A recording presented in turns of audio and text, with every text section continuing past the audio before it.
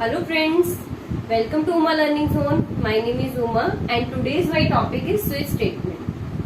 Friends, we use switch statement for handling multiple choice. When we have lots of choice, like if you want to make a program on weekdays, years, so that time we use switch statement. Okay. जैसे कि आप weekdays पर अपने एक programme बना रहे हैं. Okay, तो वीकडेज में बहुत 7 डेज होते हैं ना week, Sunday, Monday, Tuesday, Wednesday, Thursday, Friday, Saturday and Sunday. Okay, तो जैसे ही एक एक डेज आता है तो ये क्या हो गया, हमारे पास बहुत सारी चॉइसेस हो गई.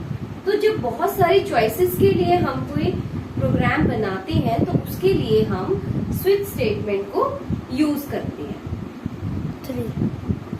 अब मैं आपको इसका सिंटेक्स बताती हूँ कि जब हम स्विच स्टेटमेंट यूज करते हैं तो उसका सिंटेक्स कैसे होता है. जैसे कि मैंने आपको बताया था कि इसमें केसेस डिफाइन करते हैं.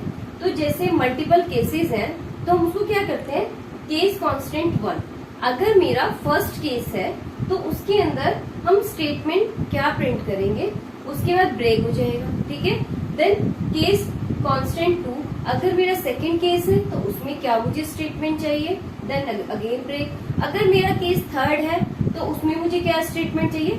इस तरह से जितने भी आपके केसेस हैं आप उनको क्या करोगे, डिफाइन कर दोगे. जैसे कि अगर आपके 7 केसेस हैं तो आप case 1 then statement break, case 2 then statement then break, case 3 then statement then break. आप 7 तक उनको क्या करते जाओगे, इस तरह से आप 7 के 7 केसेस क्या करोगे, आप उनको डिफाइन कर दोगे. ठीक है.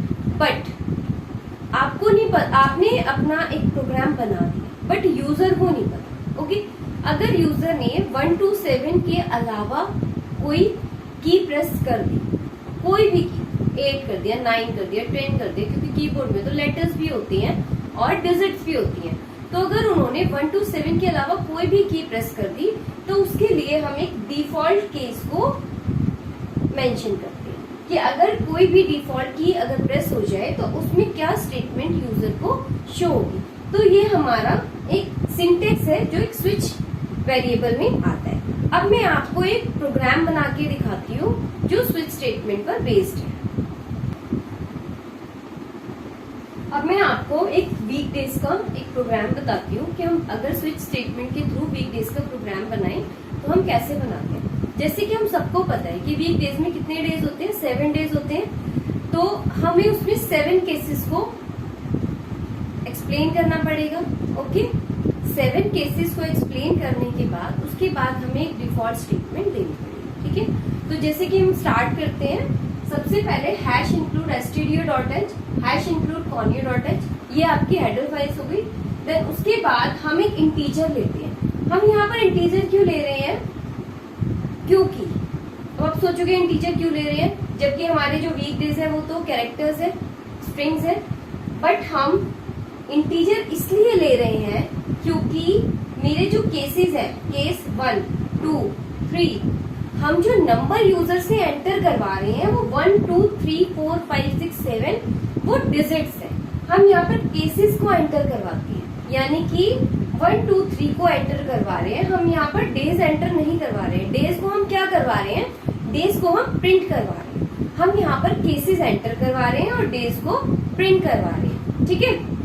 तो इसलिए मैंने एक इंटीजर ले लिया जिसका नाम मैंने, मेरा वेरिएबल नेम क्या हो गया, कैर. आप वेरिएबल नेम में कुछ भी रख सकते हो बट वो आपका लेटर्स होनी चाहिए. ठीक है. तो मैंने एक इंटीजर ले लिया कैर, सेमीकोलन. उसके बाद हम सबसे पहले उस इंटीजर को एंटर करवाएंगे. तो जैसे ही प्रोग्राम को रन करेंगे सबसे पहले हमें विंडो पे क्या शो होगा, enter the day number. Okay, अब यूजर क्या करेगा, डे नंबर को एंटर करवाएगा. डे नंबर मतलब जो मेरे केसेस है, scanf %e कैर, हमने एक नंबर एंटर करा लिया. अब मैंने स्विच केस लगा दिया. स्विच मेरा कीवर्ड है और कैर मेरा वेरिएबल है. जो भी वेरिएबल आप यहाँ पर डिफाइन करोगे उस वेरिएबल को यहाँ पे हम स्टार्ट करते हैं. मतलब स्विच कीवर्ड के साथ मैं अपने वेरिएबल को यहाँ पर क्या कर रही हूँ, कॉन्कैटिनेट कर रही हूँ. ओके. देन केस 1, हम यहाँ पर करली ब्रैकेट स्टार्ट हो गया।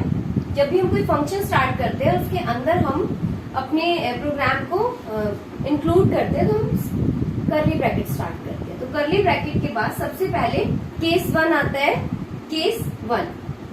अब केस 1 क्या होगा, केस 1 में हम प्रिंट क्या करवा रहे हैं, संडे। जैसे ही 1 प्रिंट होगा उसमें क्या, जैसे ही 1 एंटर होगा तो क्या प्रिंट होना चाहिए, संडे, ब्रेक। ओके। केस 2 में मैंने क्या प्रिंट करवाया है, मंडे, देन ब्रेक। उसके बाद केस 3 आता है, printf Tuesday, then break. Okay. Then case 4 में हम क्या प्रिंट करा रहे हैं, Wednesday, break. Case 5 printf Thursday, break. Case 6 printf Friday, break. Case 7 printf Saturday, break. अब हमारे 1 से लेके 7 तक केसेस जो है वो कंप्लीट हो गए, क्योंकि हमारे वीकडेज में 7 डेज होते हैं तो मैंने 7 केसेस को यहाँ पर डिफाइन कर दिया। बट यूजर को तो नहीं पता कि उसको कौन सी की प्रेस करनी है, ठीक है।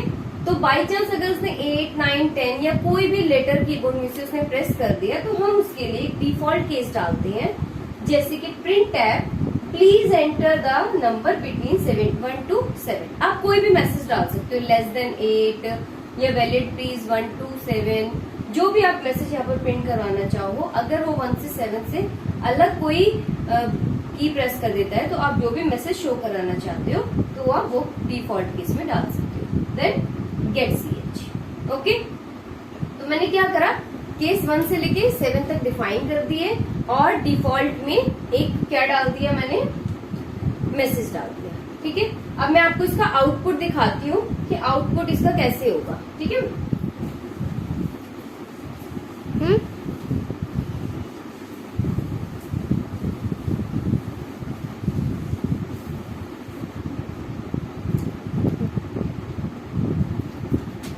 जैसे हम प्रोग्राम को रन करते हैं सबसे पहले हमें क्या डिस्प्ले होगा, enter the day number. If you enter 6, तो हमने 6 पे कौन सा केस डिफाइन किया था, Sunday, Monday, Tuesday, Wednesday, Thursday, Friday. तो यहाँ पर कौन सा डे प्रिंट हो जाएगा हमारा, फ्राइडे। ओके। और अगर आपने कोई और की प्रेस कर दी 1 से 7 के अलावा तो यहाँ पर क्या मैसेज प्रेस होगा, please enter the number between 1 to 7। ये होता है हमारा स्विच केस। स्विच केस हम यूज तभी करते हैं जब हमारे पास बहुत सारे केसेस होते हैं, मल्टीपल चॉइसेस होती है, तभी हम अपना स्विच केस क्या करते हैं, यूज करते हैं, ठीक है। आज के मेरी वीडियो में बस इतना ही। मुझे आज स्विच केस ही आपको बताना था। मेरी वीडियो कैसी लगी प्लीज आप मुझे कमेंट बॉक्स में जरूर बताएं और मेरी वीडियो को लाइक, सब्सक्राइब और शेयर करना ना भूलें। बाय।